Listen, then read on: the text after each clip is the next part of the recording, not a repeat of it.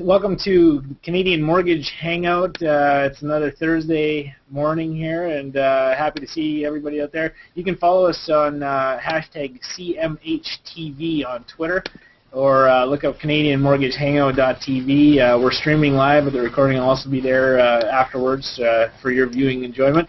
I'm joined this week, as always, by the handsome kilted broker, my bald brother from another mother, Jackson Middleton. And how are you, Jackson? Doing well, doing well.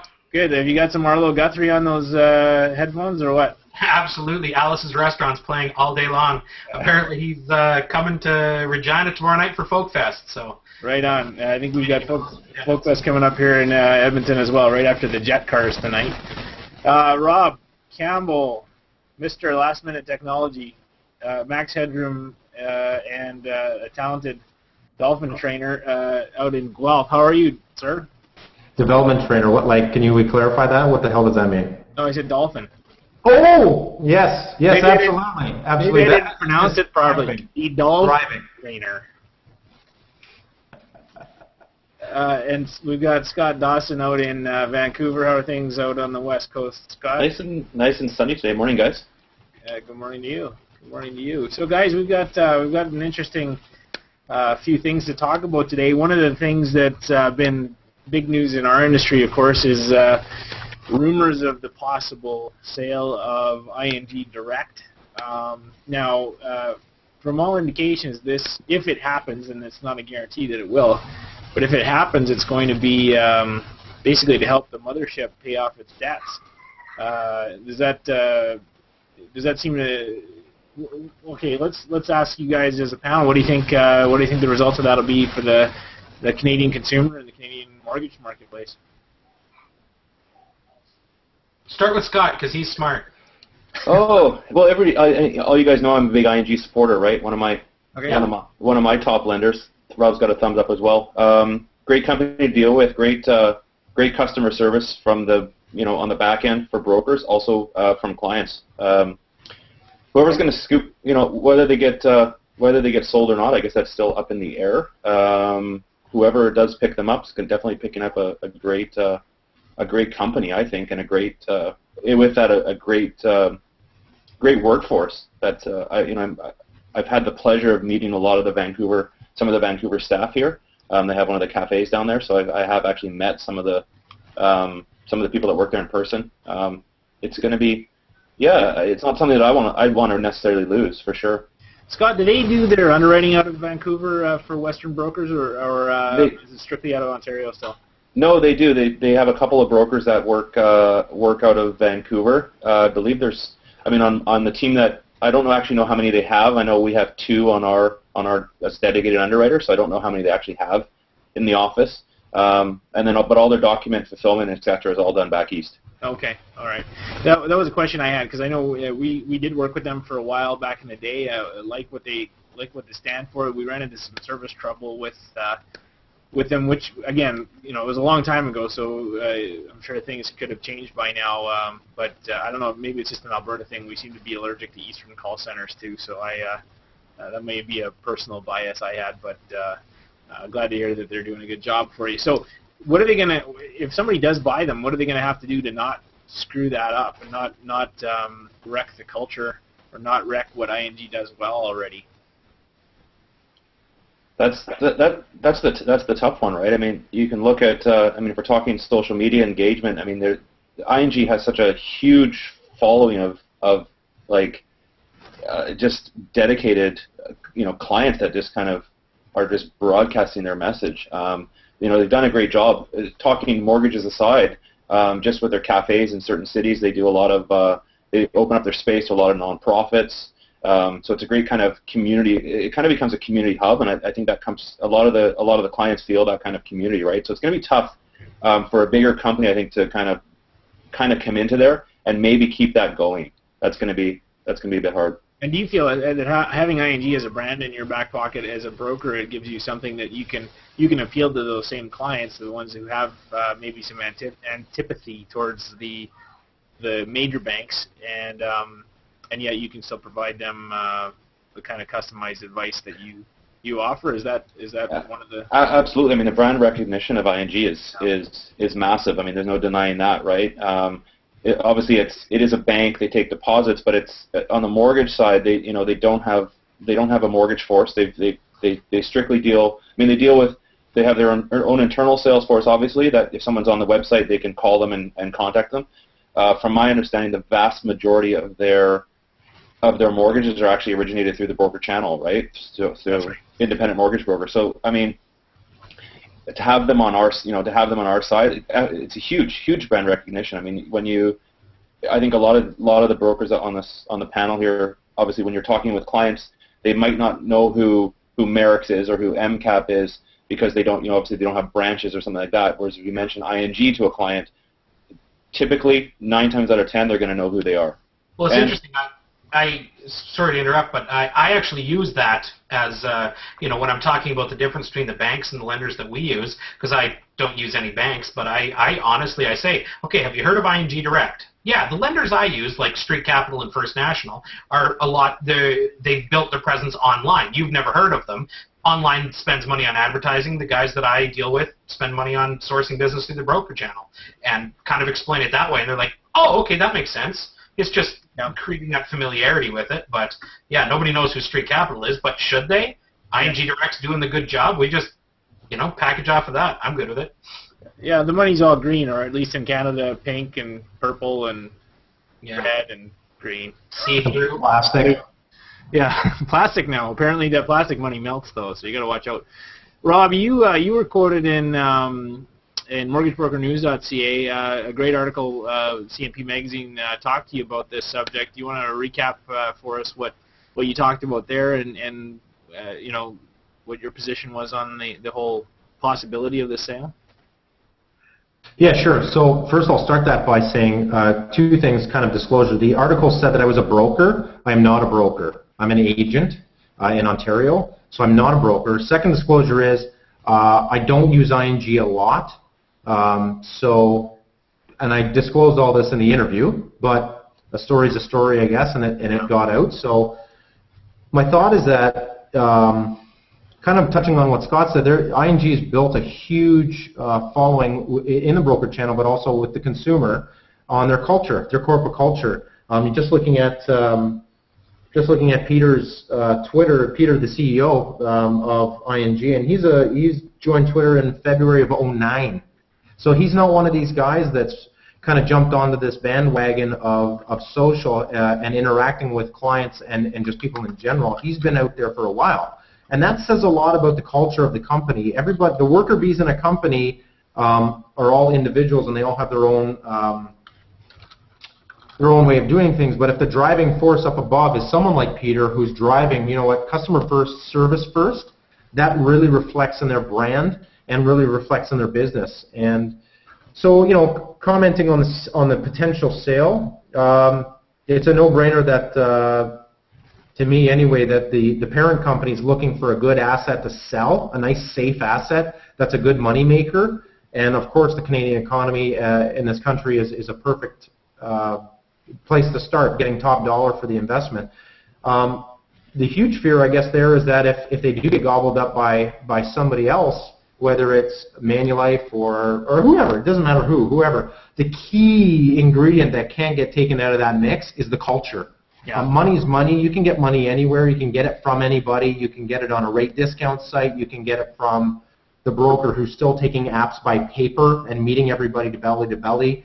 You're not going to get everybody, but if they take the corporate culture out of that company, that's going to be a huge loss for whoever that buyer is. And that's really the main question to me on that article was, do you think it's going to be, how do you think brokers feel about it? I think we're going to feel at a loss because it's a major lender exiting the space altogether. Now, because I don't use them, maybe it's not going to be a big hit for me now, but it's, again, taking a major player out of the mix is going to hurt. It's going to hurt the industry. Well, if we're taking it all together. I'd be tempted. I'm kind of two minds in this, and I think you're right. I'm as a broker, obviously, I'm in business because I believe that choice and competition are necessities in the Canadian mortgage marketplace, and I think that are really important. And I think the consumer wins. I think we all have a livelihood because of it, and I think it's important.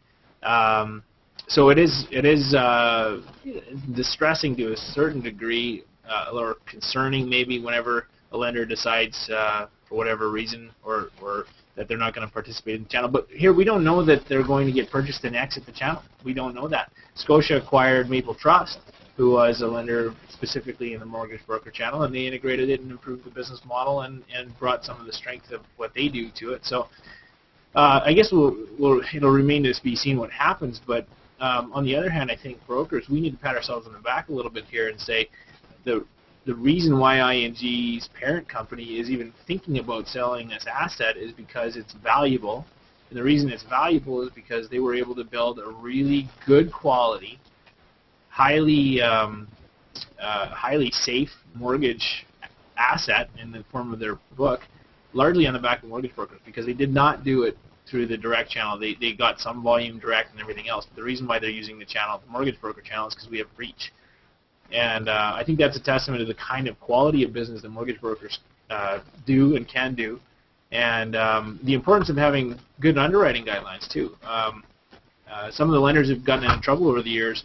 They might be tempted to blame it on brokers or whatever, but if the policies are lax or they're looking for a certain type of business for a period of time, and it doesn't work out, then I think every lender has to look at themselves in the mirror and go, what are our policies like? So ING's probably kept it fairly conservative and been consistent about it, and as a result, they've got something that's worth something, and they can sell it. So I don't think it's a negative for our channel if you look at it from that standpoint. And I think there's a very real likelihood that whoever buys that company, I was scratching my head. I don't know who out there has that kind of culture that they that makes them a fit, other than maybe some of the credit unions or some of the regional players. I'll jump in there a little bit, Gordon. I mean, if we're talking the culture, I mean, one of the big things with ING Direct is they have their, in certain cities, right, they have their cafes, so mainly larger cities across Canada.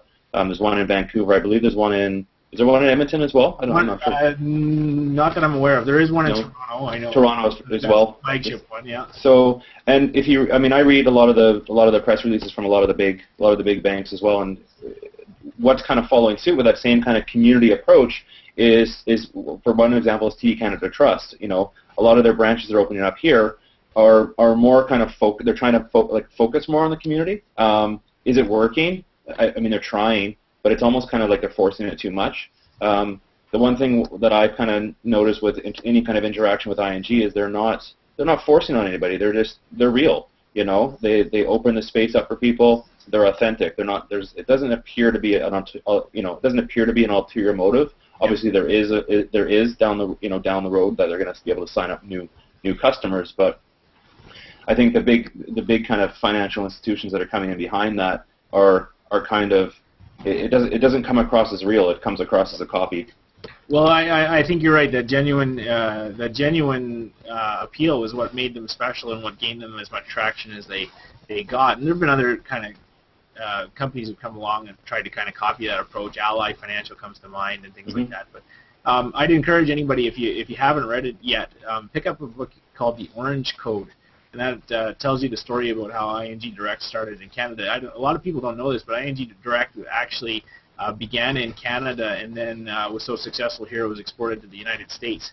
And the leadership of the United States operation came from Canada as well, having done it so successfully here. So really interesting story for anybody just interested in business or entrepreneurship.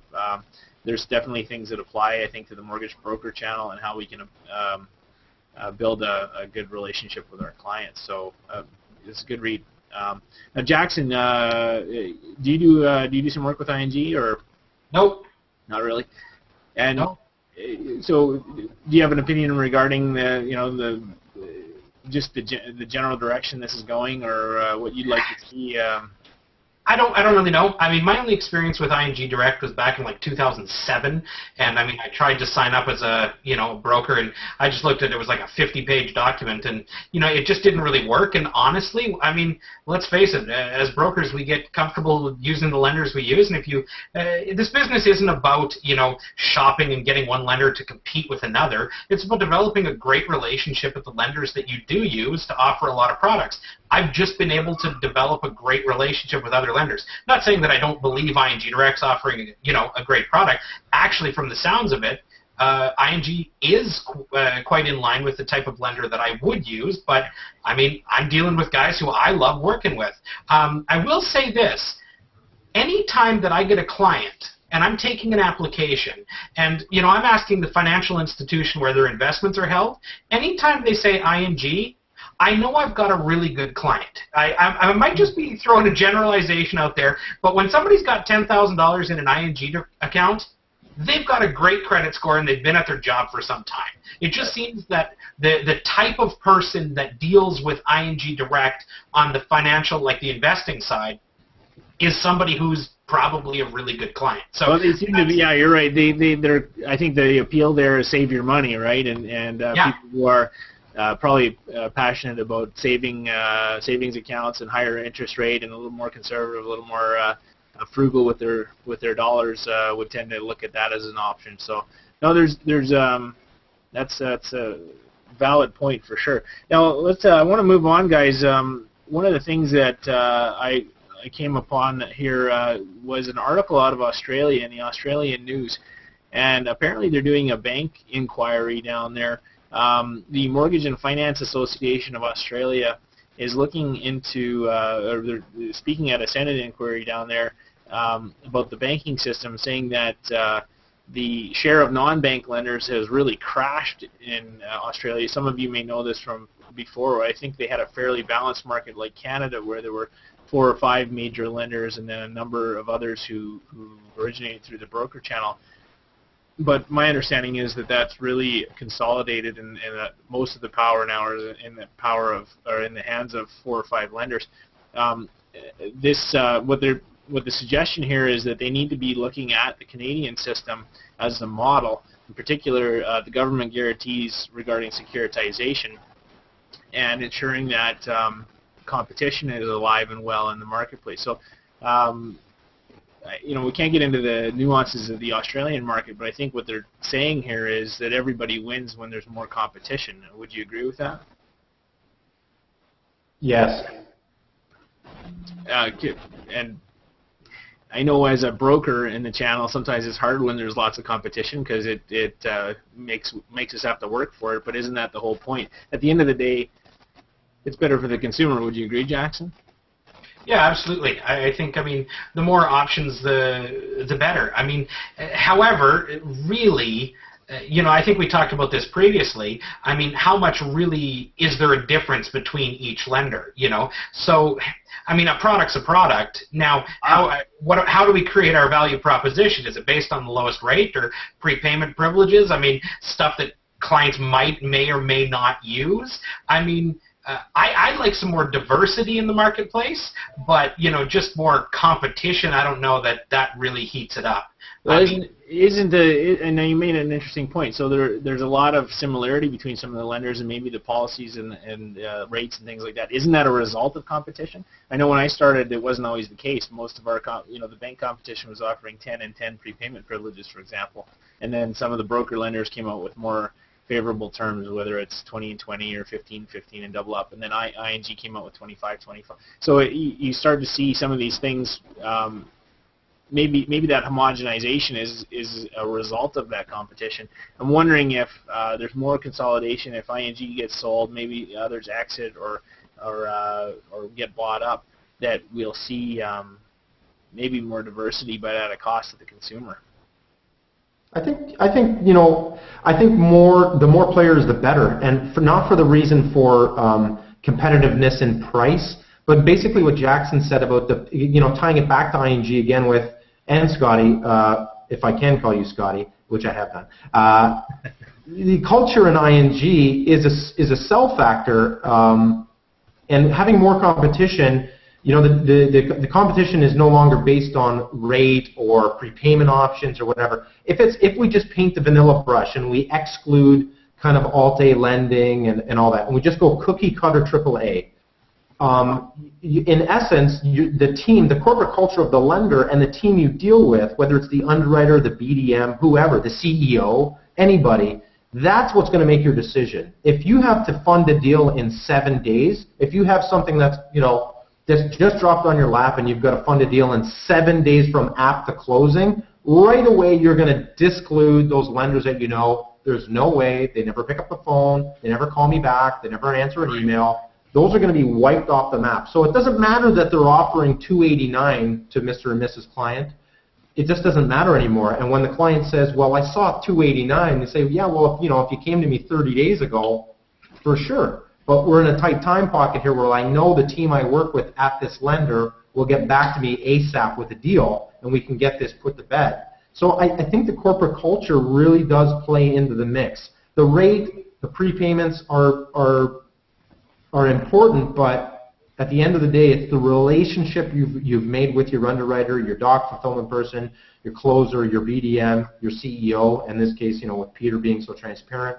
I think that's what's going to drive business in the future. Price wars are always going to be there, but I think the connection that you make with your client, but also the connection that the team makes with you that you're working with, is going to from this point on matter the most. So let me use the word emotion. Let me use the word emotion there and talk about that, because I think maybe that's what ING has tapped into. Is there's an emotion around what they were selling as a brand.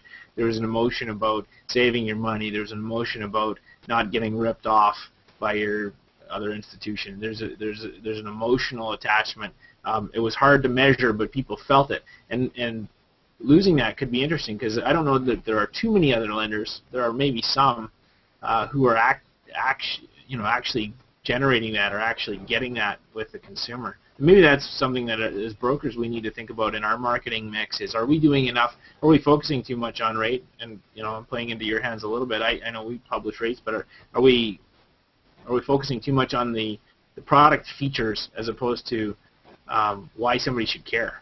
Yes. Yeah, we are. I think we are. I think, and this, and I'll let you other guys talk in just a second because I'm flapping my gums way too much now. But you said because you post the rates on your website. I'm not against that. Yeah. It's just not something I do, but I'm not against that. What I am against is it being the only topic. Whereas I'm not saying you, Gord, or anybody watching this, that is your only topic. But if your only topic is that, and it's not warming up to the client, and hey, how's Johnny doing at a T-ball, game, and a birthday card on their birthday, remembering something they talked to you about in your closing appointment, small stuff like that. Yeah, there you go. $299, 5 years. Call me. Quick close deal. Call Gord McCallum now. Firstfoundation.ca. So guys, you can chime in. Yeah. Well, I'll let Scott talk because he doesn't talk. No. Okay. Well, there we go. No, I was just going to kind of touch base, talking about the culture of this company, and we can look at. Obviously, we're all big Twitter people, right? And we can. I think a lot of brokers individually can learn from larger companies. If hopefully you're following what other companies, what your competition is saying. If you actually check out some of the Twitter feeds and the at mentioned replies for TD Canada Trust, all the big banks, the credit unions as well, Van City in Vancouver, Bank of Montreal, and RBC. The big thing, the most kind of at replies to those companies are complaints. Okay, it's people that are complaining about some bad experience they've either had in the branch or with some employee calling in something on the internet. If you check out the at replies of some of the ING direct accounts, they're literally almost 100% positive. They're raving fans, eh? They're exactly raving about these companies. I mean, they have we're talking about the cafes. There's people that are talking about and spreading their message. It's amazing. So if as brokers, like in terms of trying to build that type of groundswell of followers, yeah.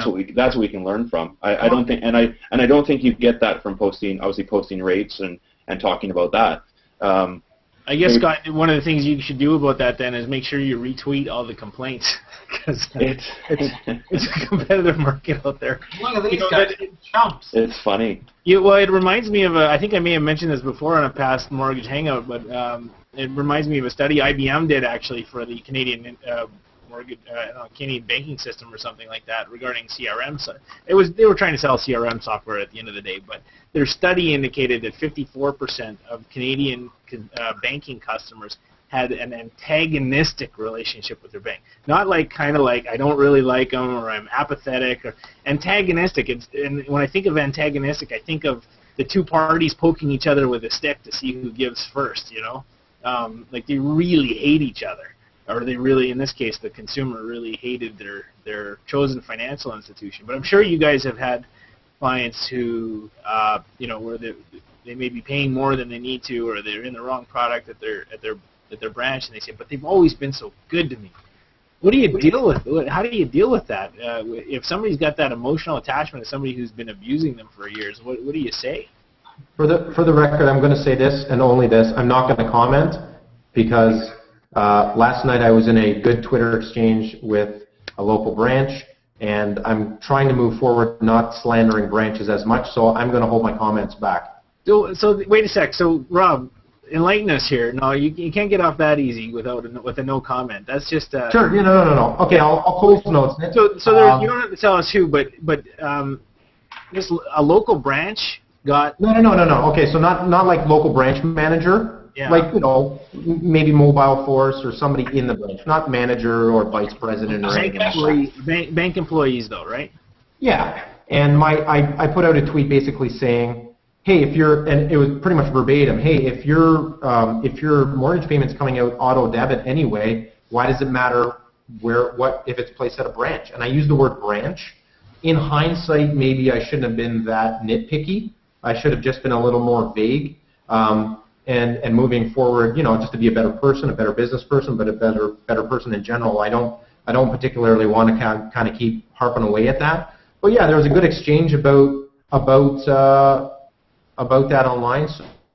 So you're going back to people saying, well, they've always been so nice to me. Look, if they've been, the number one question I have with clients when they come in, and my camera kind of looks like maybe I'm talking out of a fishbowl again. I don't know if it's clear for you guys, but the number one conversation I have with people is, are you happy where you are, or are you open to other options? And they say, well, yeah, we're happy. We want to go back. Then okay, then that's fine. Let's look at the dollars and cents. Does it make sense for you to go back? And I put that to them. Here's your penalty. Maybe we can get a reduction in penalty. Maybe we can't. Here's the new price. Here's their price. Yada, yada, yada, right? If they want to stay there, I'm not going to go, yeah, there's the door, and off you go. I'm not going to do that. But you know what? You just said 50%, 50 or 60% of people are kind of like, you know, then let's fix that. That's our market. That's actually, if we're not serving that market, if there's truly that many people who are really dissatisfied where they are, then we'll always have a business. We'll always have an opportunity. There will always be a role for an alternative to play. And I'd say the same thing. You know, if ING exits, somebody else, if they're smart, will fill that gap. And I think... Let me jump in there, Gord, because, I mean, I kind of see this, you know, I agree with what you're saying. I see we've got a pool of people who are dissatisfied with the service they've been receiving because the banks typically don't meet their needs.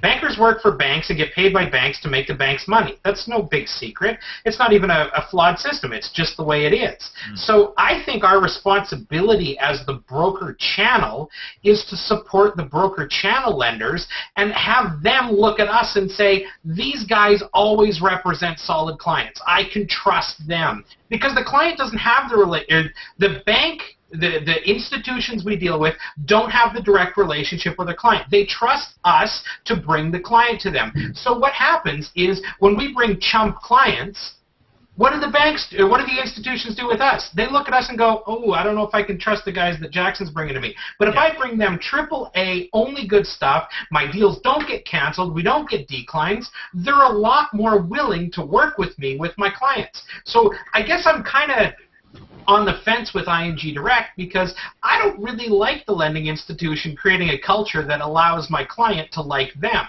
I want my client to like me, okay? But ING has been pretty effective. But I want to copy what ING's doing and then represent the lender. So let's say Street Capital. I love dealing with Street Capital. I mean, I picked up a deal that another broker in town said no to, a deal that CIBC had been working on for 2 weeks. I picked it up on a Thursday night. At 10 o'clock, I get a call from my frantic realtor who's going to lose it. I get the call. I put in the application. I take the application. I have an approval on my desk from Street Capital the next morning at 9. Why? Because I don't send them crap. Yeah. If I send them crap, they're going to go, oh, I don't know about this. But they take care of me. Now, do I always get that service level? No. But when I need it, it's there. And it goes back to what Rob was saying. You know, it's about that, creating that type of a culture. Great point. And Jackson, I think we're going to end on that. Quality wins in the end. ING learned that. That's why their book is worth something. That's why everybody's peeing their pants to buy it.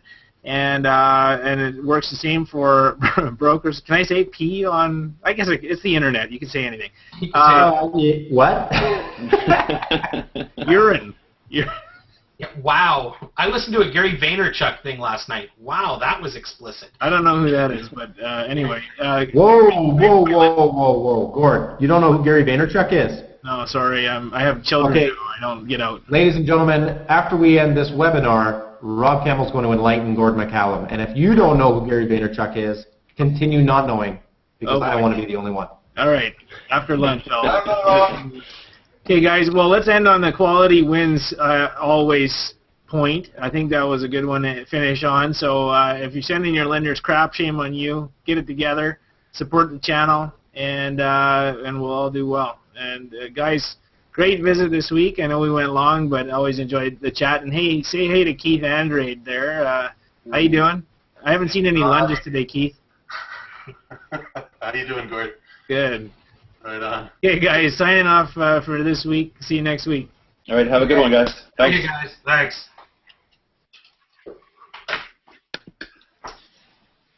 Are we still live on the television?